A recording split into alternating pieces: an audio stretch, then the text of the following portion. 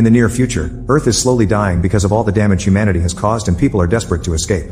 One day a giant black sphere appears out of nowhere near Mars, so 6 astronauts are sent to investigate on a spaceship called Achilles. For 8 months the crew spends the journey in hibernation. Carla keeps dreaming about her daughter and her mother, who tragically died in a car crash 2 years ago. When there are only 8 hours left to reach the sphere, the crew is woken up. While they take a moment to stretch their muscles and clear their heads, Carla notices that Ruben is rather rattled because this was his first time hibernating and she advises him to rest.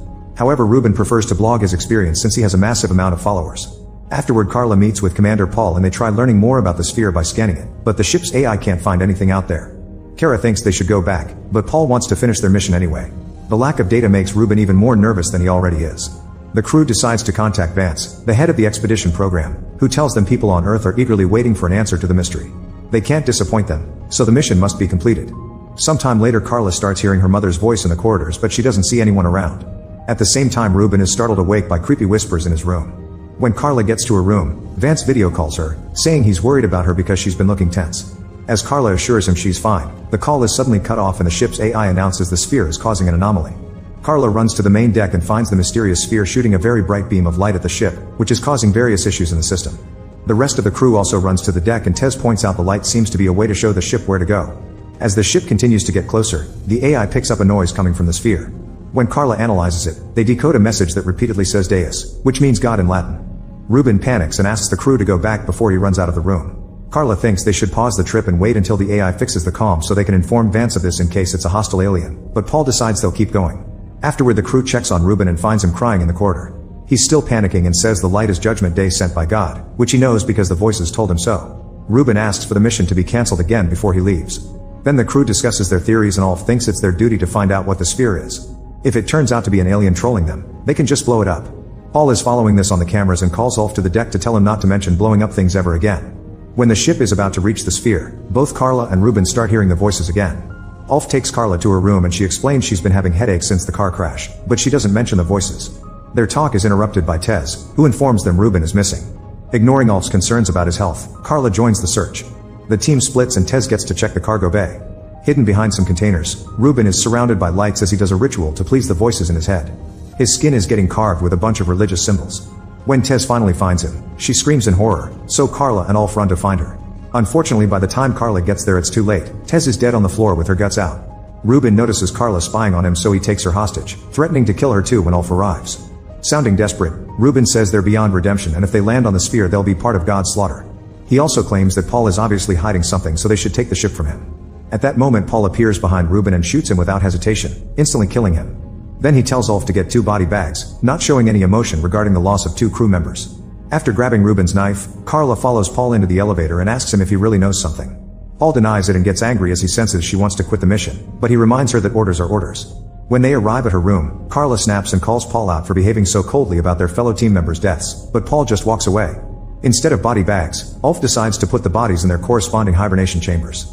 With only 3 hours left before reaching the sphere, the crew separates the main Achilles frame and stays in a smaller ship to navigate through the sphere more easily. Carla notices some kind of structure on the sphere but can't understand what it is. When the ship finally lands on the sphere, the comms begin working again and the crew gets a call from Vance. He informs them that 10,000 unidentified structures like the one Carla saw have appeared on Earth, but they don't seem to be invading. Vance is convinced the sphere is behind this and wants the crew to solve the mystery as soon as possible. Paul orders Ulf and Carla to go out to investigate, but Sean points out they'll need a scientist and volunteers to go as well. The trio suits up and leaves the ship while Paul watches them on the cameras. The sphere is completely dark so they can't see in the distance, and Carla's scanner can't pick up anything. When she touches the ground, she says it isn't an element known on Earth. Paul sends them to check the structure and by seeing up close they realize it's a gate. Suddenly a bright light starts glowing inside the gate, so Ulf fires a flare to take a better look at the rest of the structure. They see a symbol known as Event Horizon, which represents a boundary in which events can affect an observer. Carla calls it the end of existence and scans the gate, confirming it's made from the same material as the sphere. At that moment the crew hears a weird noise, which shouldn't be possible in a vacuum. Paul tells them that the ship's AI picked up a transmission and is sending it to them through their communicators. This transmission says welcome. When the light begins glowing brighter, a woman appears in the middle of the gate. The woman is sending out messages with her mind and the AI translates them for the crew, revealing that this being claims to speak for the creator of all existence. This creator has come as a warning and to help by giving humanity a choice. Those who enter the gate will find eternal peace, and Carla was the chosen one to show them the way. Inside the gate they'll find the end of all suffering and pain, but those who choose not to enter will die when the sphere reaches Earth to destroy it. Suddenly the woman turns into Carla's mother and tells her that someone is waiting for her inside the gate. A shocked Carla walks into the light and has a flashback about the car crash before finding herself near a golden city with the accident wound still fresh on her head. Her daughter is there and Carla runs toward her, but before they can reunite, Carla wakes up on a table in the ship. After having a seizure, Carla throws up and wonders how she got there. Ulf explains she could barely stand when she came out of the gate, so he brought her back to the ship. Unfortunately, Sean didn't make it. Their conversation is interrupted by a call from Vance, who wants to know all the details. Carla tells him about the Golden City and compares it to Jerusalem, causing Ulf to call it heaven.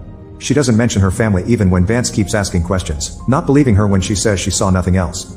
Once the call is over, an irritated Paul leaves the room and Carla asks about Sean's death.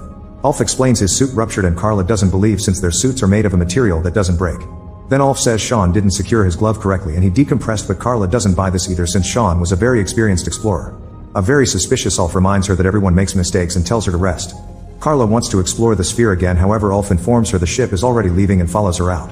When they reach a corridor with no cameras, Ulf asks Carla what she really saw inside the gate, so she tells him about her family. She also explains she doesn't trust Vance and Paul because it seems they're hiding something. Moments later, Ulf returns to the deck and Paul asks him what happened when he and Carla were out of the camera's reach, but Ulf tells him Carla said nothing new. Paul gets suspicious and reminds Ulf to respect his orders.